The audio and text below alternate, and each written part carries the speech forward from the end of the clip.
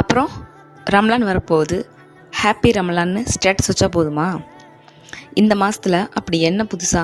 நோன்புனா பசிதானே அப்படின்னு நினைக்காதீங்க. யாரும் பார்க்காத நேரத்தில் தண்ணீர் குடிக்கலாம், ஆனால் குடிக்கலை. ஏன்? அல்லாஹ் பார்க்குறான். இதுதான் ரம்லானோட ட்ரைனிங். நாக்கை கட்டுப்படுத்த, கண்களை கட்டுப்படுத்த, கோபத்தை அடக்க, அகந்தையை உடைக்க, செல்வங்களை பங்கிட, இப்படின்னு ஒரே மாதத்தில் அல்லாஹ் நம்மளை ரியல் ஹியூமன் ஆக்கிற பயிற்சி.